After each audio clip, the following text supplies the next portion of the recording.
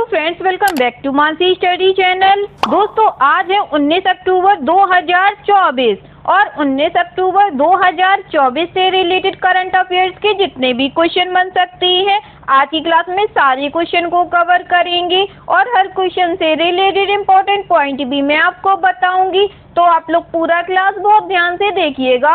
और दोस्तों, ये क्लास आपकी मॉर्निंग सुबह 7 AM पे डेली लाइव आती है। आप सभी लोग सुबह 7 बजे इस क्लास के लिए तैयार रहा करिए। इससे आपकी तैयारी करंट अफेयर्स में बेहतर होने वाली है और आगे आने वाले सभी एग्जाम में आप लोग करंट अफेयर से रिलेटेड जितने भी टाइप के क्वेश्चन एग्जाम हॉल में पूछे जाते हैं, आप उन सभी टाइप के क्वेश्चन का आंसर बहुत इजीली दे पाएंगे। तो चलिए देरी न करते हुए आज के पहले क्वेश्चन पर आते हैं। आज का पहला क्वेश्चन लिखा है, अक्टूबर 2024 में विश्व स्वास्थ्य संगठन ने भारत, नेपाल और म्यांमार को सार्वजनिक स्वास्थ्य सदस्य के रूप में ट्रेकोमा को समाप्त करने के रूप में प्रमाणित किया है। ट्रेकोमा एक ऐसी बीमारी है जो मानव शरीर के किस अंग को प्रभावित करती है? In October 2024, the World Health Organization (WHO) certified India, Nepal, and Myanmar as having eliminated trachoma as a public health problem. Trachoma is a disease that affects which part of the human body? First option है ears, second option है eyes, third option है heart या fourth option है kidney।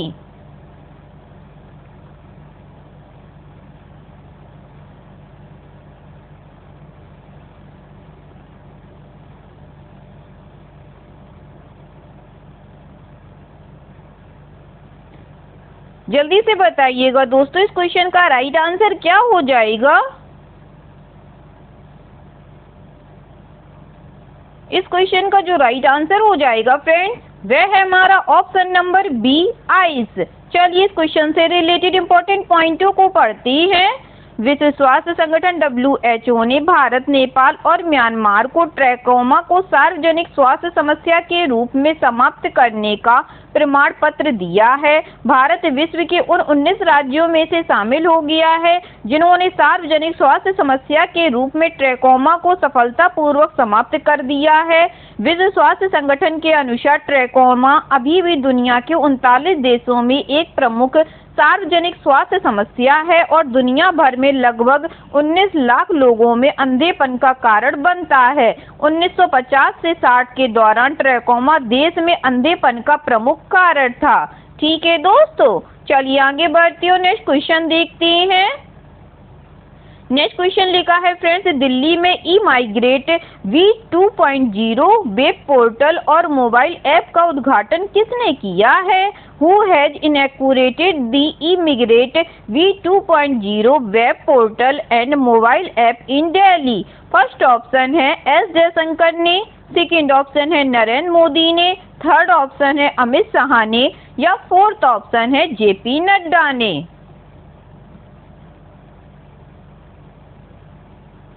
बताइएगा दोस्तों, दिल्ली में ई-माइग्रेट V2.0 web portal और mobile app का उद्घाटन किसने किया है?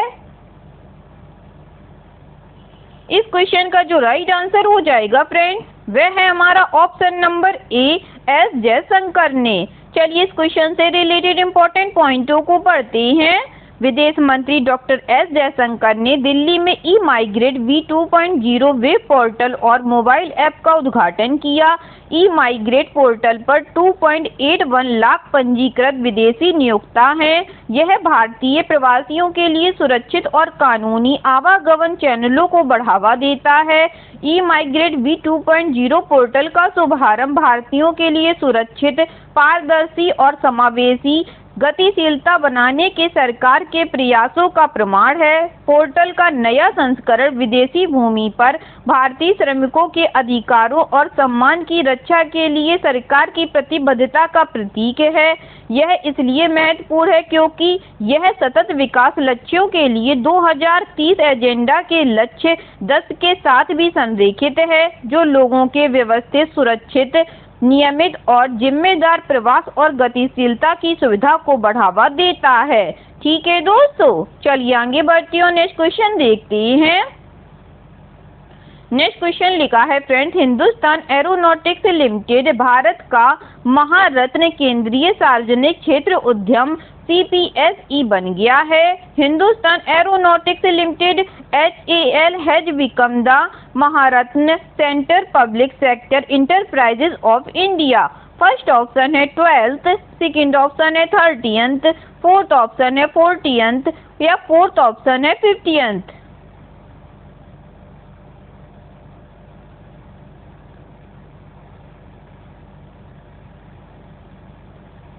जल्दी से बताइएगा दोस्तों, हिंदुस्तान एरोनॉटिक्स लिमिटेड भारत का कौन से नंबर का महारत्न केंद्रीय सार्वजनिक क्षेत्र उद्यम बन गया है।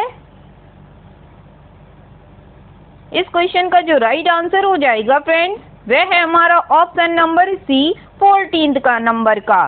चलिए इससे रिलेटेड इंपॉर्टेंट पॉइंटों को पढ़ते हैं। वित्त मंत्रालय ने घोषणा की है कि हिंदुस्तान एरोनॉटिक्स लिमिटेड अब केंद्रीय सार्वजनिक क्षेत्र उद्यम CPSE में 14वीं महारत्न कंपनी होगी। यह दर्जा कंपनी को वित्तीय और रणनीतिक मामलों में अधिक स्वायत्तता प्रदान करेगा। HAL रक्षा उत्पादन विभाग का एक CPSE है जिसका वार्षिक कारोबार रुपए 28,162 करोड़ रुपए है और वित्त वर्ष 2023-24 के लिए इसका शुद्ध लाभ रुपए 7,595 करोड़ रुपए है। ठीक है दोस्तों, चलिए आगे बढ़ते हैं और नेक्स्ट क्वेश्चन देखते हैं। नेक्स्ट क्वेश्चन लिखा है फ्रेंड्स, भारत की तान्या हेमंत ने ताइपे की तुंग सियू टोंग को सीधे गेम में हराकर बेडिंगो इंटरनेशनल चैलेंज बैडमिंटन टूर्नामेंट में महिला एकल का खिताब जीत लिया। यह टूर्नामेंट किस देश में आयोजित किया गया है। India Tanya Hemant beat Tung Ciou Tong of Taipei in straight games to win the women's singles title at the Bendigo International Challenge badminton tournament. This tournament has been organised in which country. First option है New Zealand, second option है Australia, third option है Japan या fourth option है Taiwan.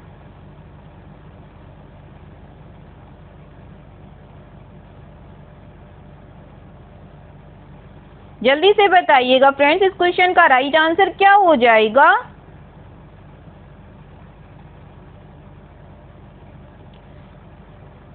इस question का जो right answer हो जाएगा फ्रेंड्स, वह है हमारा ऑप्शन नंबर बी ऑस्ट्रेलिया। चलिए इस क्वेश्चन से रिलेटेड इंपॉर्टेंट पॉइंटों को पढ़ते हैं। भारत की तान्या हेमंत ने ताइपे की तुंग सियू टोंग को सीधे गेम में हराकर ऑस्ट्रेलिया के वेडिंगो इंटरनेशनल चैलेंज बैडमिंटन टूर्नामेंट में महिला एकल का खिताब जीत लिया। दूसरी वरीयता प्राप्त तान्या ने महिला एकल फाइनल में टूर्नामेंट में छठी वरीयता प्राप्त अपनी प्रतिद्वंदी तुंग को 21-17 से हराया। 21 वर्षीय तान्या का यह तीसरा अंतर्राष्ट्रीय खिताब और साल का पहला खिताब था। वह 2024 में पोलिश ओपन और अजरबैजान इंटरनेशनल में उपविजेता रहीं। उन्होंने 2022 में इंडिया इंटरनेशनल और 2023 में ईरान फज्र इंटरनेशनल में खिताब जीते हैं। ठीक है दोस्तों, चलिए आगे बढ़ते हैं, नेक्स्ट क्वेश्चन देखते हैं। नेक्स्ट क्वेश्चन लिखा है फ्रेंड्स, अहिका मुखर्जी और सुतीर्था मुखर्जी जो अक्टूबर 2024 में एक उल्लेखनीय उपलब्धि हासिल करने के लिए खबरों में रहीं, निम्नलिखित में से किस खेल से जुड़ी हैं। Ahika Mukherjee and Sutirtha Mukherjee who were seen in the news in October 2024 for achieving a remarkable achievement are associated with which of the following sports? First option है बिलियर्ड्स, सेकेंड ऑप्शन है गोल्फ, थर्ड ऑप्शन है बैडमिंटन या fourth option है table tennis.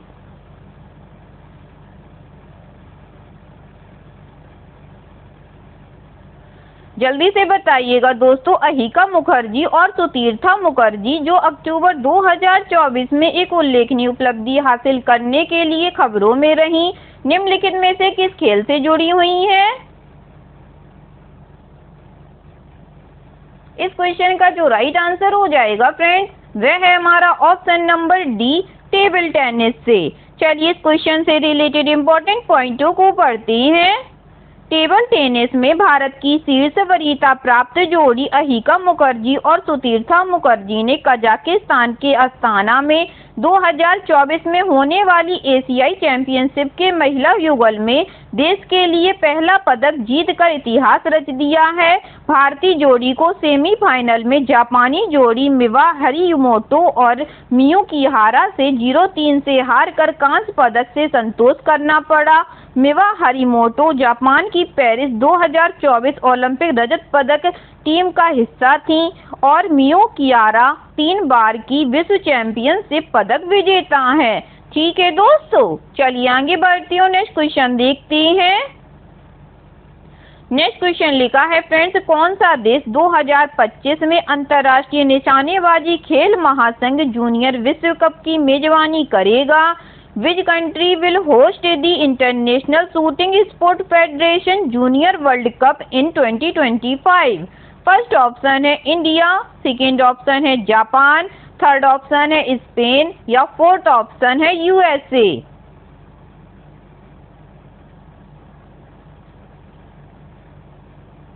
जल्दी से बताइएगा दोस्तों, कौन सा देश 2025 में अंतर्राष्ट्रीय निशानेबाजी खेल महासंघ जूनियर विश्व कप की मेजबानी करेगा? इस क्वेश्चन का जो राइट आंसर हो जाएगा फ्रेंड्स, वह है हमारा ऑप्शन नंबर ए, इंडिया देश। चलिए इससे रिलेटेड इंपॉर्टेंट पॉइंटों को पढ़ते हैं। अंतर्राष्ट्रीय निशानेबाजी खेल महासंघ के अध्यक्ष लुसियानो रोसी ने पुष्टि की है कि भारत 2025 में ISSF जूनियर विश्व कप की मेजबानी करेगा। भारत न केवल अपने प्रतिभाशाली एथलीटों के कारण बल्कि खेल के बुनियादी ढांचे और पहुंच का विस्तार करने की अपनी प्रतिबद्धता के कारण भी निशानेबाजी की दुनिया में एक महत्वपूर्ण शक्ति बना हुआ है। इस अवसर पर भारतीय राष्ट्रीय राइफल संघ के अध्यक्ष कालीकेश नारायण सिंह देव भी उपस्थित थे। ठीक है दोस्तों, चलिए आगे बढ़ते हैं, नेक्स्ट क्वेश्चन देखते हैं। नेक्स्ट क्वेश्चन लिखा है फ्रेंड्स, हॉकी इंडिया लीग नीलामी में हरमनप्रीत सिंह सबसे महंगे खिलाड़ी बनकर उभरे हैं। हरमनप्रीत सिंह को किस टीम ने खरीदा है? Harmanpreet Singh emerges as the most expensive player in the hockey India league auction. Which team acquired Harmanpreet Singh? First option है तमिलनाडु ड्रैगन्स ने, सेकेंड ऑप्शन है टीम गोनासिका ने, थर्ड ऑप्शन है यूपी रुद्रास ने या फोर्थ ऑप्शन है सूरमा हॉकी क्लब ने।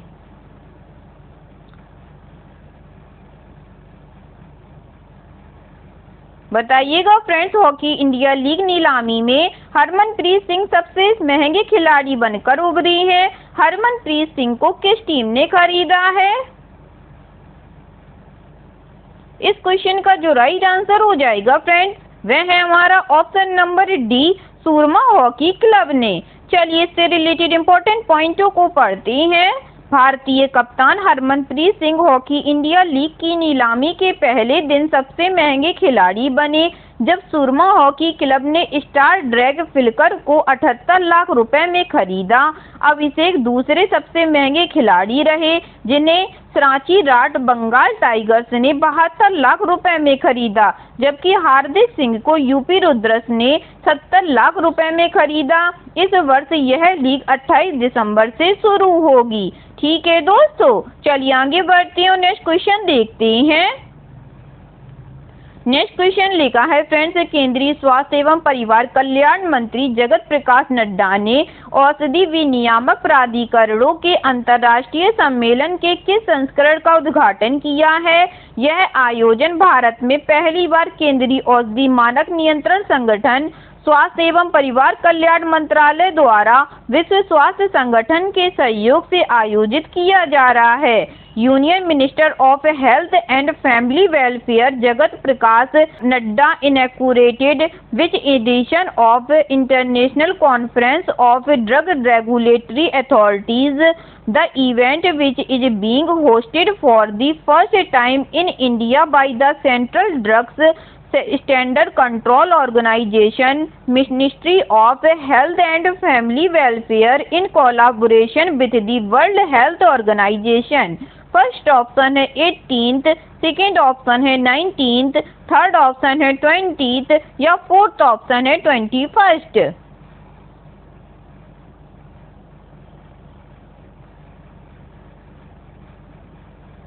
जल्दी से बताइएगा दोस्तों, इस क्वेश्चन का राइट आंसर क्या हो जाएगा।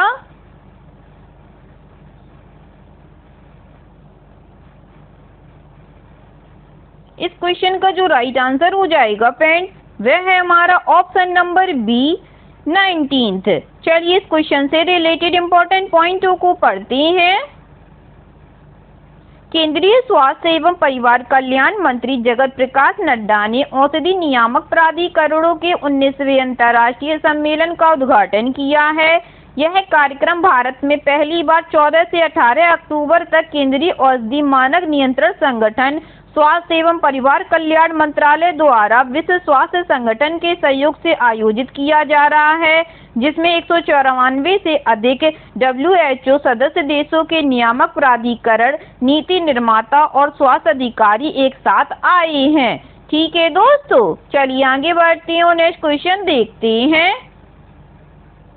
नेक्स्ट क्वेश्चन लिखा है फ्रेंड्स, कौशल विकास एवं उद्यमिता मंत्रालय ने मेटा के साथ साझेदारी में विभिन्न राष्ट्रीय कौशल प्रशिक्षण संस्थानों में वर्चुअल रियलिटी और मिक्स्ड रियलिटी में 5 उत्कृष्टता केंद्र स्थापित किए हैं। उत्कृष्टता केंद्रों के उस शहर की पहचान करें जो इसमें शामिल नहीं है। The ministry of skill development and entrepreneurship in partnership with Meta has established 5 centers of excellence in virtual reality and mixed reality at various nation skill training institute.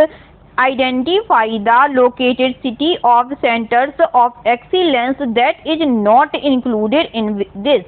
First option है हैदराबाद, सेकेंड ऑप्शन है Bengaluru, third option है जोधपुर या fourth option है मुंबई।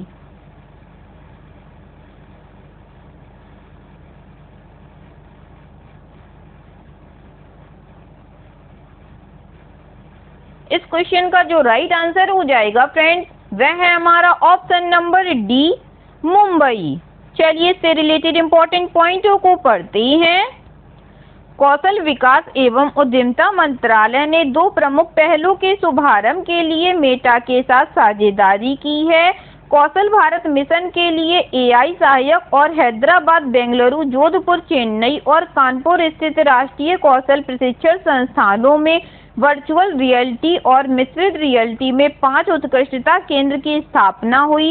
इस साझेदारी के तहत Meta के ओपन सोर्स लामा मॉडल द्वारा संचालित एक अभिनव AI चैटबॉट विकसित किया जाएगा, जो स्किल इंडिया डिजिटल पोर्टल पर शिक्षार्थियों के अनुभव को बढ़ाएगा। ठीक है दोस्तों, चलिए आगे बढ़ते हैं और आज का लास्ट क्वेश्चन देखते हैं। आज का लास्ट क्वेश्चन लिखा है फ्रेंड्स, सार्वजनिक क्षेत्र के उपक्रम भारतीय रेलवे वित्तीय निगम के MD और CEO के रूप में किसे नियुक्त किया गया है? Who has been appointed as the MD and CEO of the public sector undertaking Indian Railways Financial Corporation? First option है नोएल टाटा, सेकेंड ऑप्शन है L Satya Srinivasan, third option है प्रशांत कुमार या फोर्थ ऑप्शन है मनोज कुमार पांडे।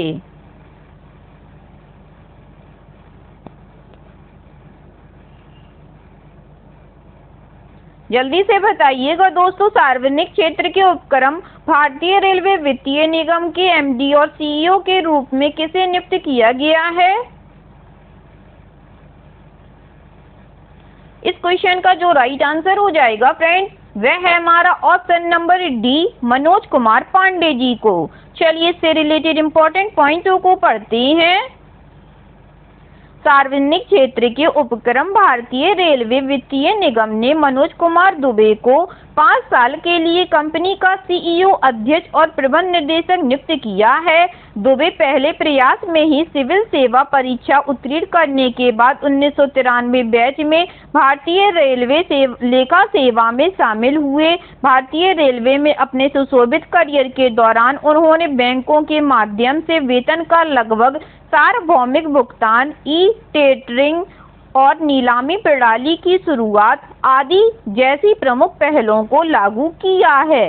ठीक है दोस्तों, आई होप आज के सभी क्वेश्चन आप लोगों को बहुत अच्छे लगे होंगे फ्रेंड्स, और सभी क्वेश्चन से रिलेटेड इंपॉर्टेंट पॉइंट के नोट्स भी आप लोगों को बहुत अच्छे से समझ में आए होंगे। एग्जाम के नजरिए से दोस्तों क्लास बहुत हेल्पफुल रही होगी आप लोगों के लिए। अगर आपको क्लास अच्छी लगी हो और सारे फैक्टों को आप लोगों ने अच्छे से समझा हो तो प्लीज इस क्लास को लाइक कीजिएगा, शेयर कीजिएगा और आपके अपने चैनल मानसी स्टडी चैनल को सब्सक्राइब कीजिएगा।